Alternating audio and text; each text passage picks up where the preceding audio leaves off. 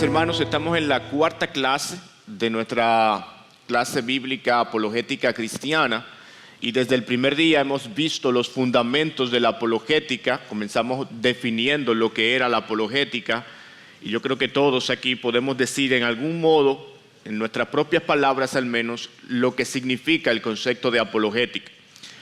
Luego estuvimos viendo en una segunda clase otros conceptos acerca del tema, como por ejemplo, cómo se hace apologética, cuáles son los enfoques que a lo largo del tiempo los cristianos han llevado a cabo para hacer apologética. Nos dimos cuenta en esa clase que no todos los cristianos hacen apologética de la misma manera, que regularmente utilizan uno o dos métodos o alguna especie de sincretismo entre ellos para llevar a cabo la apologética. Usan las evidencias de la creación, las evidencias lógicas, por otro lado también históricas, y otros se basan más en las presuposiciones, atacar la presuposición del no creyente.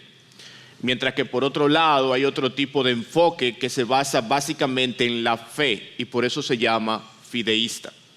En la clase anterior estuvimos viendo acerca de las cosmovisiones, evaluando las cosmovisiones. Y en esa clase estuvimos viendo ciertos criterios que nos permitieron ver cómo evaluar una cosmovisión desde un punto de vista objetivo, cómo tratar de evaluarlo al menos desde un punto de vista objetivo.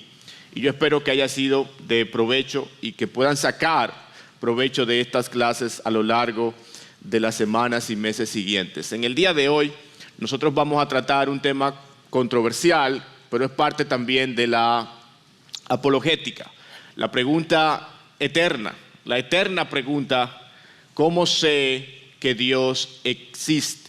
¿Cómo yo puedo estar seguro de que Dios existe? La apologética trata también de tratar de probar la existencia de Dios de alguna manera. Antes que eso, la Biblia no trata de hacer eso, la Biblia no trata de probar la existencia de Dios. La Biblia, por otro lado, da por sentado la existencia de Dios. La Biblia comienza declarando que Dios existe, sin la necesidad necesariamente de ir a las pruebas. Ahora bien, como creyentes, estamos llamados a responder ante todo aquel que demanda razón de la esperanza que hay en nosotros. Y en ese sentido, hay personas que demandan razón de la existencia de Dios. Por tanto, como creyentes estamos llamados también a responder acerca de la existencia de Dios. ¿Por qué yo creo que Dios existe? ¿Cuáles son las razones que yo puedo esbozar para demostrar en cierta manera que Dios existe? Pero la pregunta que surge de entrada es, ¿se puede probar la existencia de Dios? Antes de tratar de hacerlo, es una pregunta válida. Y yo quisiera saber si alguno de ustedes tiene una respuesta para esa pregunta. ¿Se puede probar la existencia de Dios? ¿Qué tienen que decir? A ver. Por acá. Bueno, un buen argumento sería el buscar una respuesta ante todo lo que existe. O sea, la majestuosidad con que todo ha sido hecho demanda la existencia de un ser superior encima de nosotros. O sea que sí, se puede probar la existencia de Dios. Ok. ¿Quién más? Por acá. Ahí va el micrófono.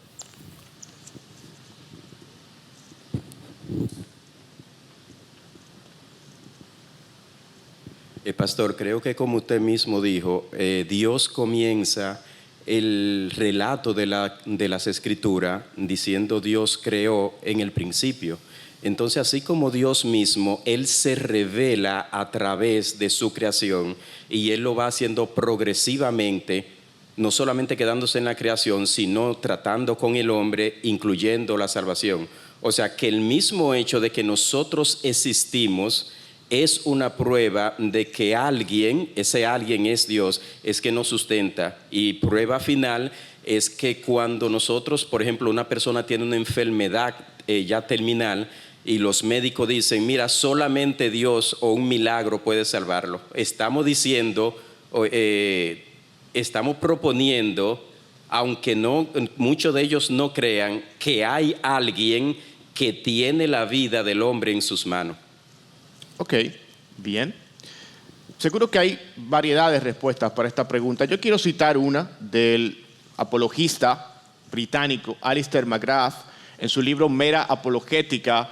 Él responde a esta pregunta y dicho sea de paso, la esencia del material que quiero compartir en esta mañana viene de precisamente este libro, Mera Apologética. Él dice, la existencia de Dios no puede ser probada en el fuerte sentido racionalista de la palabra. Sin embargo, se puede afirmar con total sinceridad que la creencia en Dios es eminentemente razonable y da más sentido a lo que vemos en el mundo, discernimos en la historia y experimentamos en nuestras vidas que sus alternativas. Yo creo que es una buena respuesta.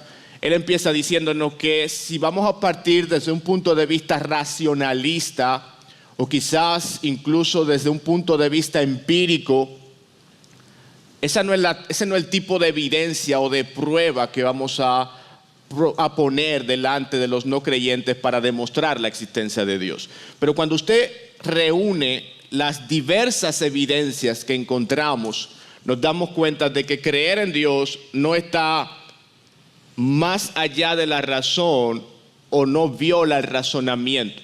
Es una creencia razonable y fundamentada, de hecho, en evidencias. Y en esta mañana yo quisiera mostrar algunas pistas de la existencia de Dios. Hay muchísimas pistas, pero por cuestiones de tiempo yo quiero presentar algunas de estas pistas que nos permiten tener una confianza, repito, razonable, de que nuestro Dios existe y que más allá de toda duda podemos tener certeza de su existencia. Así que vamos con las pistas de la existencia de Dios. Una cosa importante acerca de esto es que estas pistas tienen un peso acumulativo. Aunque ciertamente podemos evaluarlas una por una, cuando las ponemos juntas nos dan un cuadro completo que nos permiten interpretar la realidad. La primera de estas pistas es la creación, los orígenes del universo, o lo que muchos han llamado el argumento de la causa o el argumento cosmológico. He tratado intencionalmente de evitar términos muy técnicos. Algunos me han sugerido que les ayude a la comprensión de esta manera y estoy haciendo todo el esfuerzo para ello.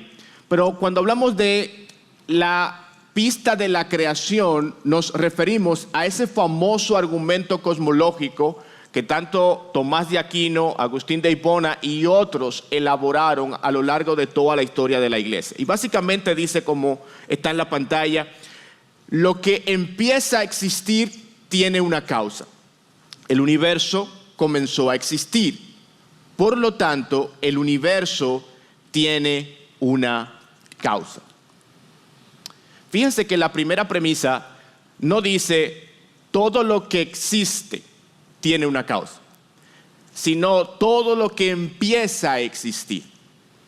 Si dijéramos todo lo que existe tiene una causa, alguien pudiera preguntar, ¿y la causa de Dios? ¿Dónde está? Pero realmente, cuando pensamos en términos filosóficos, existe la necesidad de que algo haya existido siempre.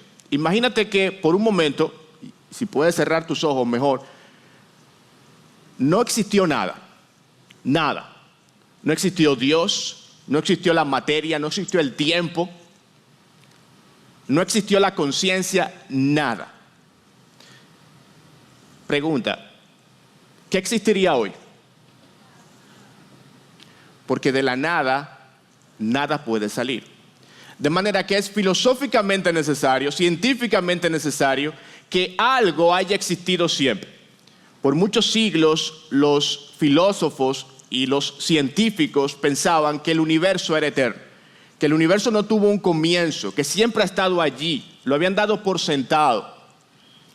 Pero realmente la Biblia siempre fue clara al anunciar en su primera frase, en el principio creó Dios los cielos y la tierra.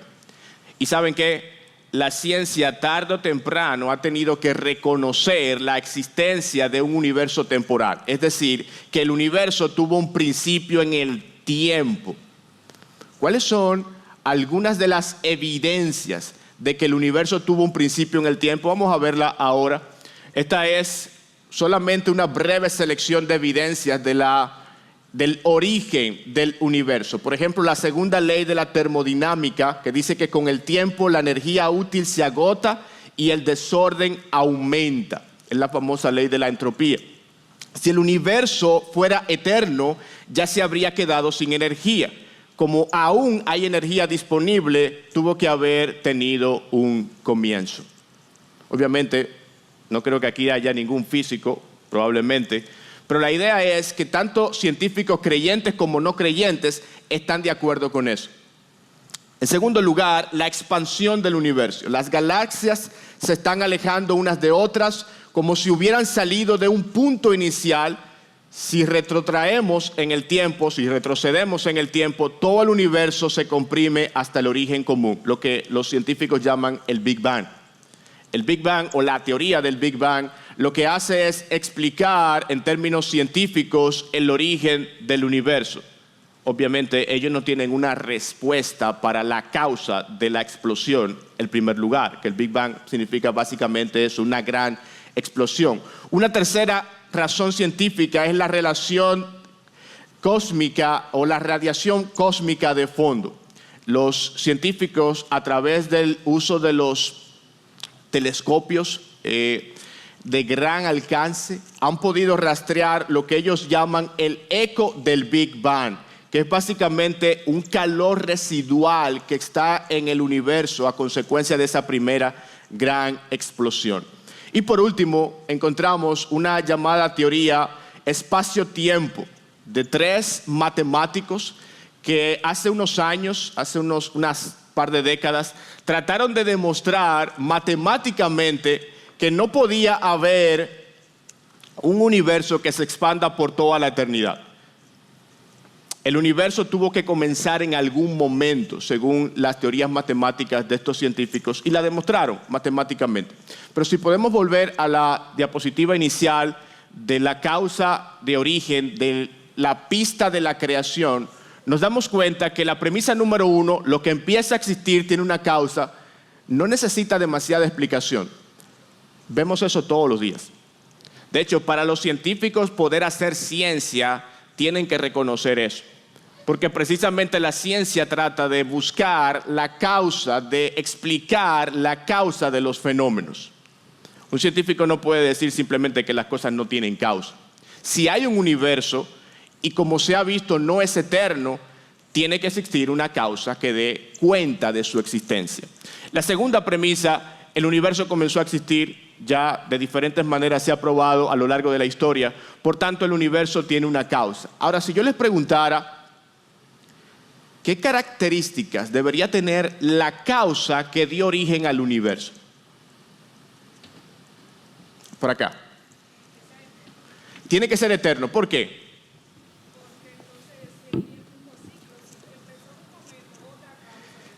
Muy bien. Si simplemente retrotraemos a una causa anterior infinitamente, no tenemos una respuesta. Lo que tenemos es una postergación de la respuesta. De hecho, si pueden colocar la diapositiva que está un poco más adelante, que nos muestra que aún filosóficamente es necesario que haya un comienzo del universo.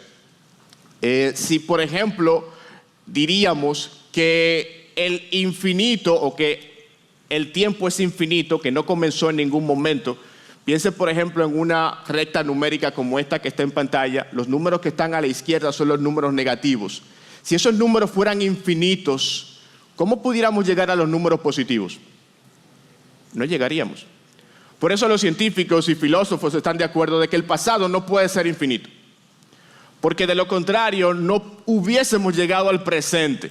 Y usted dirá, eso me está enredando la cabeza. Traté de hacerlo lo más gráfico posible. Pero el punto es que la Biblia nos da total certeza de que el universo tiene un comienzo y la física, la química y la biología corroboran esa verdad. Repito, el universo tiene una causa y como dice nuestra hermana, tiene que ser eterna. Pero ¿qué otra cosa tiene que tener esa causa para dar constancia, prueba del universo que existe?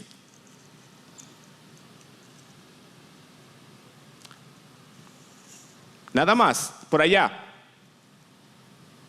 Siendo Dios eterno, todo lo que dijo es eterno. Sea la salvación, la condenación, todo. Porque Dios es eterno, todo es eterno. Eso significa que el universo es eterno, entonces, mi hermano. El eterno es Dios, la Biblia dice, y Él creó en el tiempo, creó el tiempo y creó la materia y creó todo lo que vemos, pero eterno solamente es Él. Lo que hemos dicho es que tiene que haber algo eterno. Los filósofos de la antigüedad pensaban que era la materia, que era el universo. Hoy día eso está descartado, de modo que lo que dio origen a todo lo que existe tiene que ser extremadamente poderoso, tiene que ser eterno, pero también tiene que ser sabio, tiene que tener una mente pensante. ¿Por qué? Porque nosotros somos seres racionales. ¿Puede a partir de la irracionalidad producirse racionalidad? Eso es más difícil de creer que la existencia de un Dios personal. Mis hermanos, la Biblia está 100% en lo correcto cuando afirma en Génesis 1, en el principio creó Dios los cielos y la tierra. Eso es lo más razonable de pensar. De lo contrario, tendríamos que, como algunos dicen, tirar piedras a la luna para tratar de explicar la racionalidad del universo en el que vivimos. Esa es la primera pista. Obviamente hay mucho más que decir, pero por cuestiones de tiempo me limitaré a ello. En segundo lugar, la pista número 2 podemos llamarla ajuste fino. ¿Un universo diseñado para la vida? Esa es la pregunta que los científicos se hacen. ¿Por qué el universo es como es? Bueno, el autor Martin Rees, en su libro singular, 6 números nada más, explica allí que el universo y la vida en él mismo son explicados o son comprendidos a través de 6 números. Y obviamente es mucho más complejo que eso. Pero lo que él da en ese libro es evidencia de que el mundo en que vivimos está finamente diseñado. Que es indescriptible la fina composición del mundo en que nosotros vivimos. Y él básicamente menciona, en primer lugar, la fuerza de la gravedad comparada con la electricidad. La gravedad es muchísimo más débil que la fuerza eléctrica entre partículas. ¿Y cuál es la importancia de eso? Repito, no somos físicos. Pero la gravedad, si la gravedad fuera un poco más fuerte, dice él, las estrellas se habrían quemado demasiado rápido y si fuera más débil, nunca se habrían formado correctamente. El número es exactamente el que debe ser.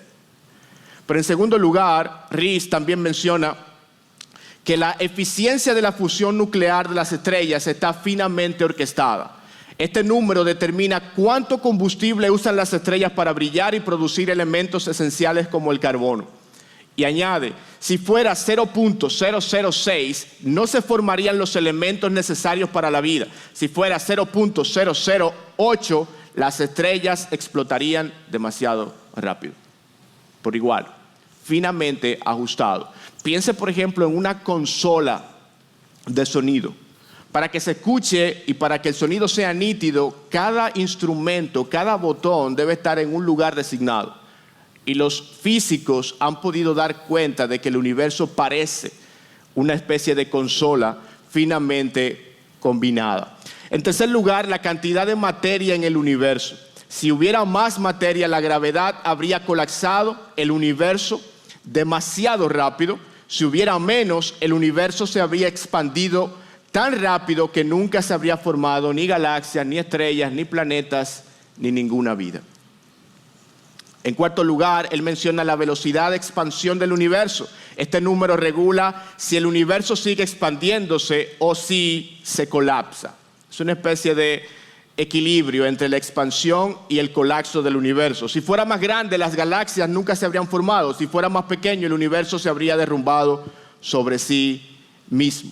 Y los últimos dos se refieren a las pequeñas variaciones en la formación del universo. Si el número fuera menor, el universo sería demasiado uniforme y no se habría formado. Si fuera mayor, la materia se habría agrupado demasiado, formando un caos de agujeros negros. Finalmente, él menciona número de dimensiones del espacio-tiempo. Y yo no voy a entrar en demasiados detalles, pero hay una gran cantidad de evidencia que apunta a que el universo es un lugar que está finamente diseñado para producir vida. Y que si las constantes variaran, al menos ínfimamente, la vida no hubiese sido posible o no se hubiese podido mantener. ¿Cuál es la conclusión? ¿Cuál es la deducción de estos datos? Bueno, un físico no creyente, de hecho ateo, Fred Hoyle, decía lo siguiente: parece como si un superintelecto hubiera jugueteado con la física, así como con la química y la biología, y que no hay fuerzas ciegas dignas de mención en la naturaleza. Los números que calcula uno a partir de los hechos me parecen tan abrumadoramente grandes que este ajuste no puede considerarse como algo debido al azar. Eso lo dijo un físico ateo, no creyente. Parece como si un superintelecto hubiese jugueteado con la física. Para que el universo produjera vida, tuvo que tener un diseñador que provocara las constantes, las variaciones necesarias para esa vida. Ahora, alguien preguntará, ¿a qué se debe el ajuste fino? Es indudable que el ajuste fino existe, que el universo parece estar finamente compuesto. ¿A qué se debe? Bueno, algunos han dicho simplemente se debe a la casualidad. Tuvimos suerte. Tuvimos suerte. El universo es como es, permite la vida como la permite, porque sí. De hecho, algunos de ustedes probablemente habrán leído acerca de el multiverso. Es una teoría científica, si se puede llamar teoría, en la que tratan de explicar el ajuste fino del universo a partir de una especie de multiverso creador de universos. Ellos dicen el universo es como es porque a través de miles de millones de años ha estado produciéndose gran cantidad de universos y finalmente hizo posible la vida. Pero millones y millones de otros universos no hicieron posible la vida. Dos problemas tiene esta teoría. En primer lugar, ¿quién creó el multiverso? En segundo lugar, ¿cómo del desorden, del caos, surgió el orden, el diseño? Eso no explica esa realidad. La otra opción es la necesidad. El universo es como es, permite la vida como la permite, porque necesariamente es así. El obstáculo con esta interpretación o esta deducción de los hechos es que no hay nada que científicamente pueda demostrar, al igual que el multiverso, que no puede ser demostrado científicamente tampoco, no hay nada que demuestre que el universo necesariamente tenía que ser así. De hecho, la realidad apuntaría a lo contrario. Y finalmente, la otra opción es el diseño. ¿Por qué el universo permite la vida? ¿Por qué el universo está finamente compuesto, orquestado? ¿Tiene un diseñador? ¿Hay una mente detrás de los números, como decía Fred Hoyle? ¿Hay un superintelecto que ha jugueteado con la física? Esa es la segunda pista. Una tercera pista podríamos llamarlo como orden, la estructura del mundo físico. ¿A qué nos referimos con esto? Bueno, el mundo físico tiene la característica de regularidad e inteligibilidad. El universo o el mundo físico es regular, en primer lugar. De hecho, eso es lo que permite a los científicos también hacer ciencia. Los científicos dan por sentado que el mundo físico siempre ha sido de esa manera regular y siempre será regular. Y que es regular en todas partes. ¿Alguna vez usted se ha preguntado cómo un científico sabe cómo son las cosas en otros planetas, en otras galaxias? Porque ellos asumen que el universo funciona igual en todo lugar. Y lo que esta pista nos dice, y los no creyentes están de acuerdo, es que el universo puede ser entendido. El universo puede ser comprendido. La ciencia está obligada, de hecho, a asumir eso y a depender de eso para sus métodos. Pero alguien pregunta, ¿por qué hay una congruencia tan profunda entre la racionalidad presente en nuestra mente y la racionalidad que observamos en el mundo? ¿A qué se debe que el universo puede ser comprendido y nosotros lo podemos comprender? Porque no necesariamente tendría que ser así. Y otra pregunta que surge, ¿por qué podemos representarlo tan elegantemente usando ecuaciones matemáticas? Se ha escrito mucho acerca de las matemáticas, si son descubiertas o inventadas, pero la realidad es que las matemáticas sorprendentemente explican el mundo. ¿A qué se debe? ¿Cuál es la razón por la cual ese aspecto abstracto de la realidad explica los fenómenos físicos de la realidad?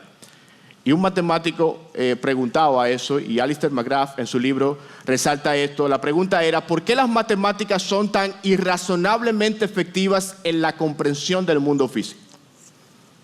La ciencia no puede responderlo. De hecho, la ciencia depende precisamente de esta irrazonable efectividad acerca de las matemáticas. La usa como una herramienta sin poder ofrecer un relato teórico de por qué es tan confiable.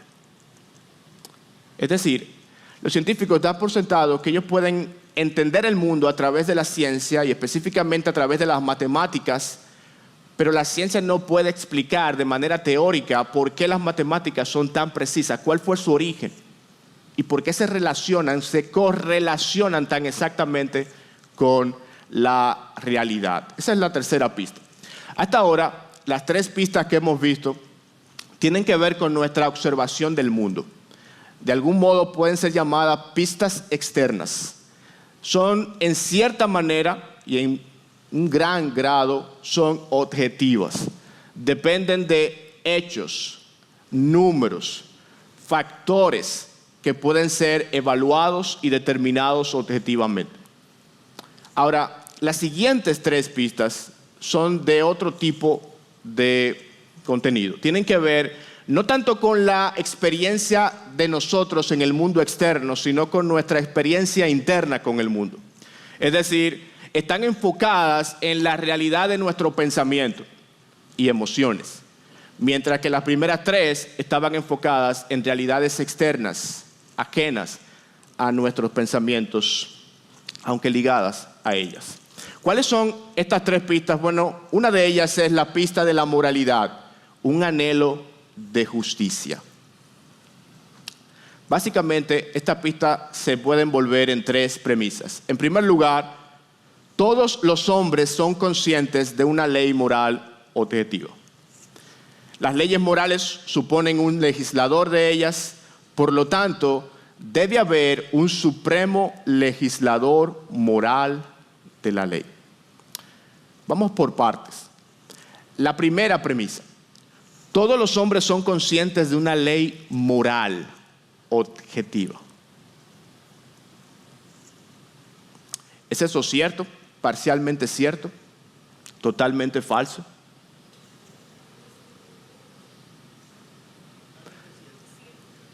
¿Están los hombres de acuerdo en que hay cosas que son buenas y hay cosas que son malas? De hecho, aunque pudiera ser que en alguna cultura o tradición o visión de la vida varíen el tipo de cosas que se le llama buena y el tipo de cosas que se le llama mala, no deja de ser cierto que hay un conjunto básico de cosas, de acciones, que casi cualquier persona, de hecho cualquier persona pensante, considera mala. Mentir, por ejemplo, robar, matar sin justificación, la cobardía, la traición. Si bien es cierto que una cultura puede variar en cosas superficiales, ese núcleo de verdades son consideradas malas en prácticamente cualquier cultura. Y de hecho, el hecho de que una persona no la considere mala tampoco justifica o contradice esa verdad. Como dicen, la excepción confirma la regla.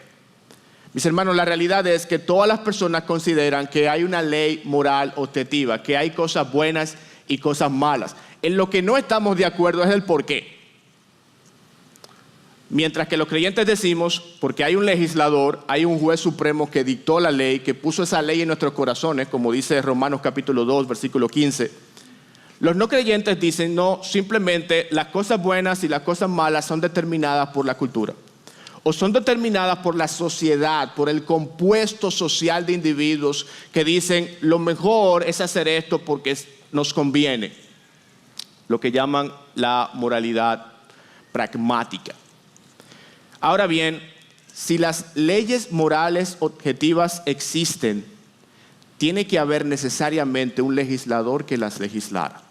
De lo contrario, no serían objetivas. Si yo dijera, mentir no es objetivamente malo, sino que a mí me parece malo.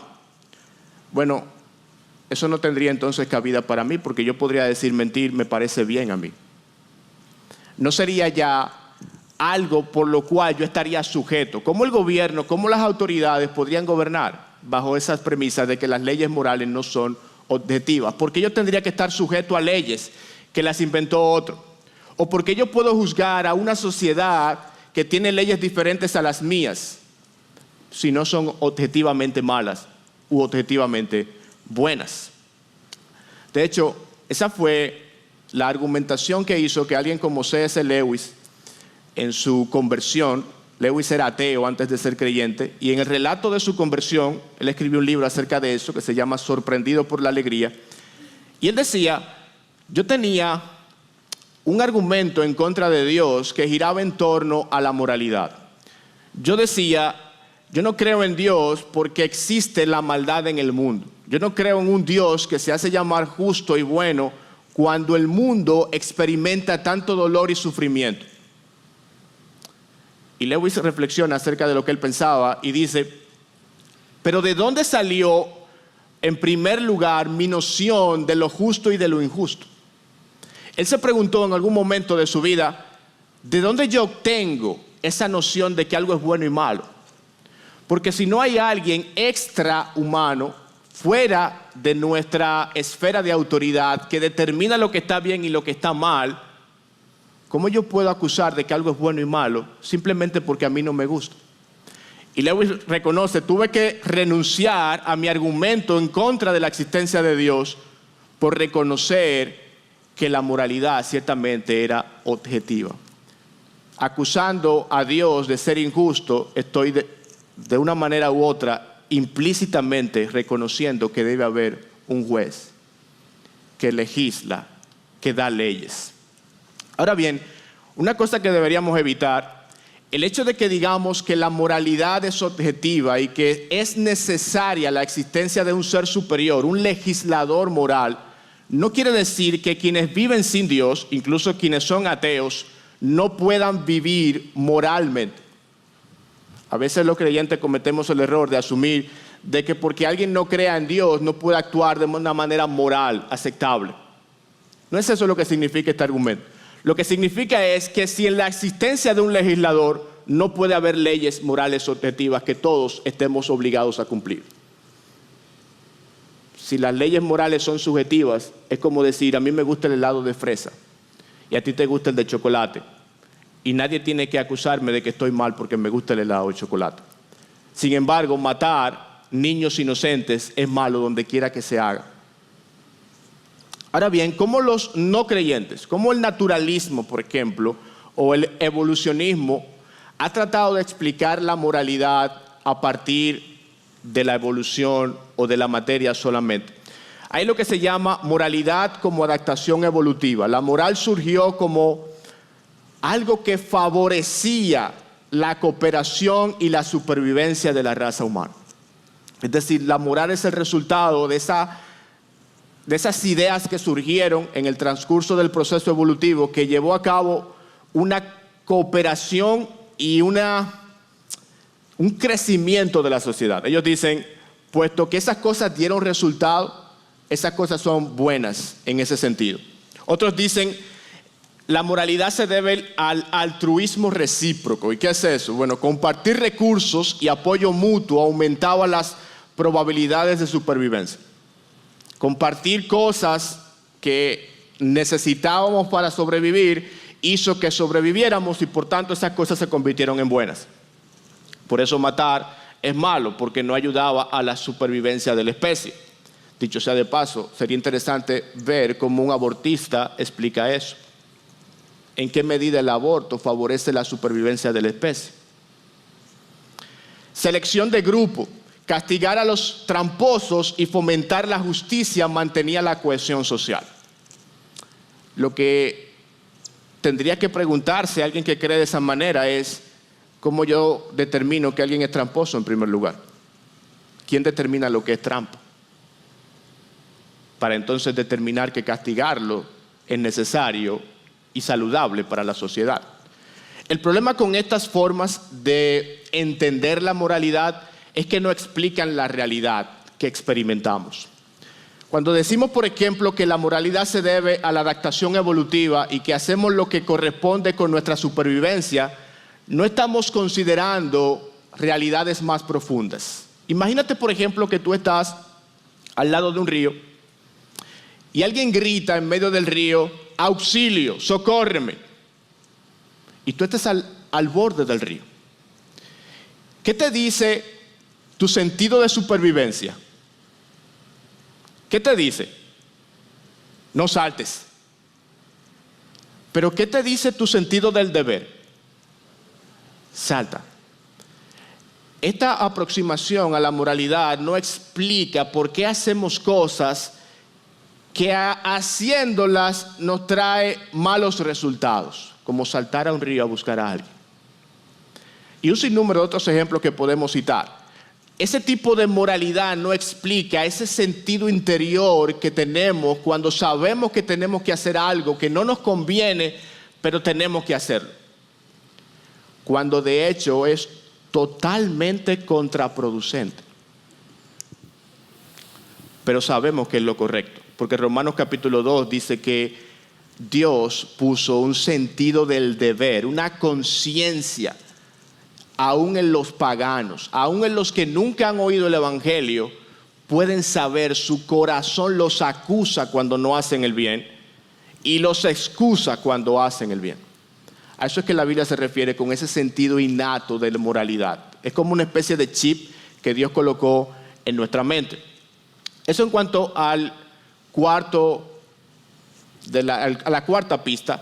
La quinta pista, y quisiera ir un poco más rápido porque me gustaría al final que pudieran poner algo de esto en práctica. La quinta pista se refiere al deseo o al instinto de Dios. Alguien decía, C.S. Lewis decía: cada deseo natural tiene un objeto correspondiente y se satisface solo cuando éste se alcanza o se experimenta. Piensa, por ejemplo, en algo como el hambre.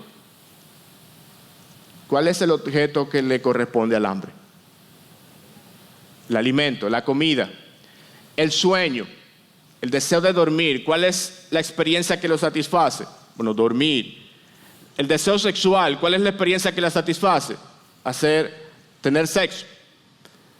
De esta manera encontramos que en nuestra vida los deseos que tenemos tienen un equivalente para satisfacerlo. Bueno, hay un deseo natural de satisfacción trascendente, es decir, algo que está más allá de nosotros. Yo les decía que las primeras tres pistas tienen que ver con algo un poco más objetivo, experimental, acerca del mundo. Y las últimas tres tienen que ver con realidades un poco más subjetivas. Bueno, nuestra vida es así. No somos solo materia, somos sentimientos y emociones. Y en ese sentido, tenemos la necesidad de alcanzar o experimentar una relación trascendente. Algo que anhelamos, como decía Agustín de Hipona: Señor, tú nos creaste para ti y nuestra alma está inquieta hasta que nos encontramos contigo. Hay algo en el ser humano que anhela una realidad que no puede experimentar en esta vida, anhela una comunión, una intimidad que ningún ser humano le puede dar.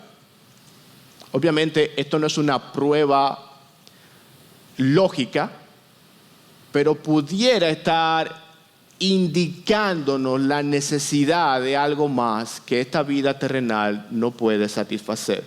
Y Lewis concluye, este deseo natural de satisfacción trascendente solo puede ser satisfecho más allá del mundo presente, en un mundo hacia el que apunta el orden actual de las cosas. La prueba o la pista del deseo apunta a la experiencia de trascendencia humana, a la necesidad, a la búsqueda del hombre del más allá. La quinta pista o la sexta pista está de la mano con esta quinta, la eternidad. O la intuición de la esperanza. Poseemos, mis hermanos, una intuición, una convicción profunda de que esta vida no termina con la muerte. La pregunta es ¿por qué tenemos esta convicción? ¿De dónde viene esta convicción?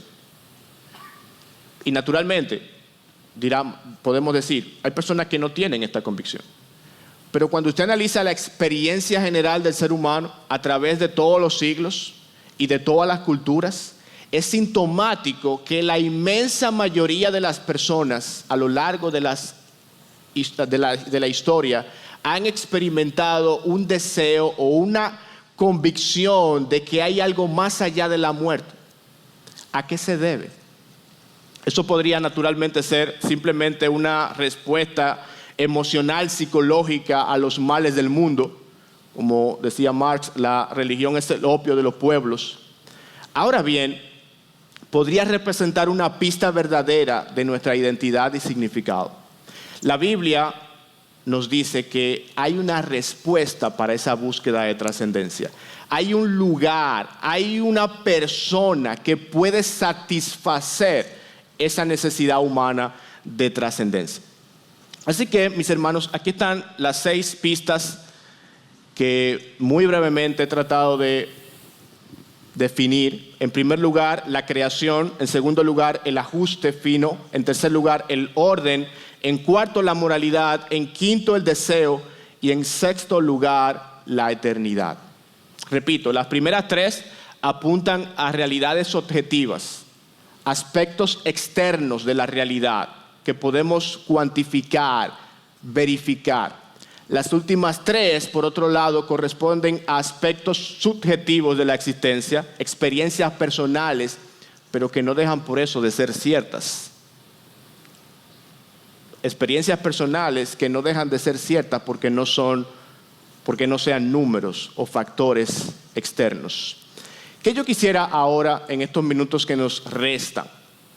Yo quisiera que en pequeños grupos ahora, de 2 o 3 o 4 incluso personas, nosotros tratemos de poner en práctica esto que está en la pantalla. Y como pueden ver a la derecha, hay evidencia bíblica que corresponde con estas pistas. Yo quisiera que usted se pusiera con un compañero o varios de sus compañeros y tratara de elaborar un argumento a partir de cada una de estas pistas. Hágase de cuenta que su compañero es un no creyente, incluso si es posible un ateo, y trate de convencerlo a través del uso de estas pistas y cosas que hemos mencionado, cosas que probablemente no mencionamos por el tiempo, pero que puedas utilizar, que apunten a cada una de estas pistas mencionadas. Yo les voy a dar unos minutos y al final yo quisiera que un par de personas sean lo suficientemente valientes como para ponerse de pie delante de nosotros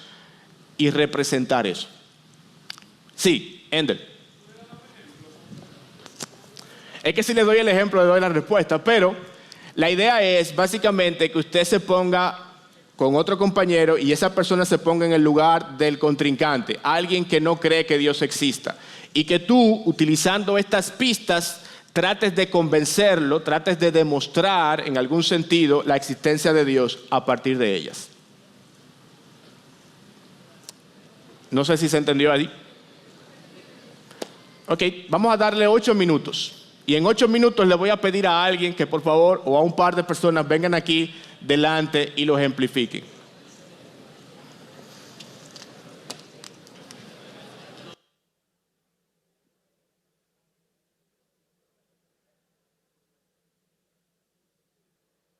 Llegando al final, quisiera, antes de pedirle a alguien o a un par de ustedes que vinieran delante y trataran de argumentar a partir de estas pistas, quisiera sondear aquí cuál de estas les resulta más convincente. Si tuvieran que elegir una de las 6 pistas o indicios del Creador, recuerda que al inicio mencionábamos que la idea con estas pistas es darnos un marco, darnos un fundamento por el cual podamos decir razonablemente es más creíble creer en Dios que no creer en Dios, a la luz de esta y otras más que hay. Pero, ¿cuál de esas les resulta más convincente a ustedes y por qué? A ver, Ender. Sí, ok. Decía que entiendo que todas son convincentes. Particularmente para mí hay unas más que otras. No puedo destacar una. Ahora bien, lo que veo es que al momento de uno argumentar con un no creyente, uno, dependiendo de su necesidad o del punto de partida de él, yo emplearía una u otra. Por ejemplo, una persona que me dice que tiene un vacío existencial y que no entiende el propósito de su vida, y no sé qué, entonces yo viniera a él o con deseo o con eternidad. Si hay alguien que me está diciendo a mí no, porque lo bueno es relativo, entonces ahí yo le argumentara con moralidad, okay, y así sucesivamente, en lo personal, porque no pudiera descartar una o resaltar una más que otra. Es decir, que dependiendo de la audiencia. Correcto. Y es importante notar que nosotros los creyentes no somos los únicos que tenemos que dar prueba. El no creyente debe responder a estas realidades, porque son realidades. La creación, el cosmos, es una realidad. ¿Cómo lo explica el no creyente? El orden, el diseño que vemos en el cosmos, ¿cómo lo explica? ¿Cómo explica la moralidad? ¿Cómo explica ese deseo de trascendencia, de eternidad que hay en el corazón? De modo que no se sientan con la necesidad todo el tiempo de tener que traer la carga de la prueba, como dicen los abogados. Permitan al no creyente también que pueda dar respuesta y probar a la luz de su cosmovisión cómo explica esas realidades. Sí, por acá. Nosotros estuvimos viendo lo relacionado con la creación misma, el diseño de Dios. Y tomamos 2 elementos básicos, que es el agua y el oxígeno. El oxígeno es lo que nos lleva a los pulmones a funcionar. Cuando yo veo ateos con sus argumentos vacíos, les digo, ¿y por qué ustedes no renuncian al oxígeno que Dios envía a sus pulmones cada segundo? Y el otro elemento es el agua, que nos sacia la sed, nos limpia, pero el agua también es indispensable para la construcción de concreto, porque ningún albañil puede formar una mezcla si no tiene agua. O sea que son elementos que hablan por sí mismos de un diseñador sabio. Ok, bueno, tendríamos que cualificar los argumentos, pero gracias por compartirlos. Por acá, a dar la oportunidad a alguien del medio.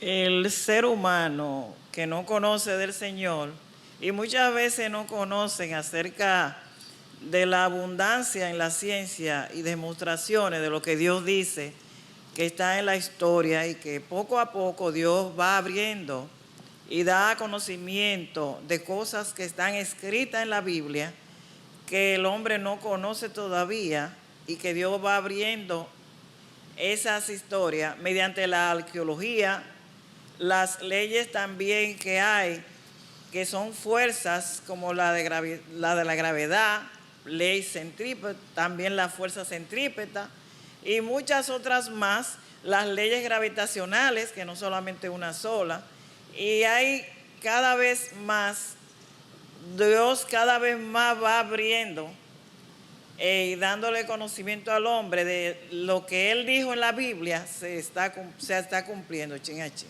Ok, bien. Don Pedro aquí y luego Juan, que está allá, ok, y después tenemos que cerrar casi.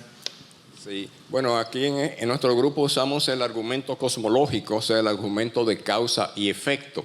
Entonces, en ese sentido, tuvimos que aclarar con preguntas que surgieron que este argumento no dice que todo lo que existe tuvo una causa, sino todo lo que tuvo un comienzo, un inicio, una existencia, tuvo un comienzo, tuvo una causa.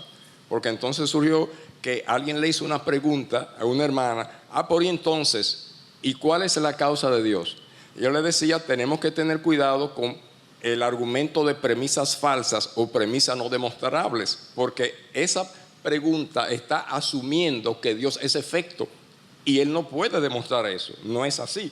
Si Él dice eso, yo le tenía que decir, tú estás asumiendo que Dios es efecto, y no, Dios es causa, es la causa de las causas, porque como dijimos, si no tuviera una regresión infinita esta posibilidad, y no es así. O sea, que lo que quiero llamar la atención es que tenemos que tener cuidado cuando se nos plantean premisas falsas, premisas no demostrables. Esa es una premisa no demostrable y falsa. Está asumiendo que Dios es efecto. Bien. Y ese no destruiría el argumento. Gracias. Finalmente, Juana, ya.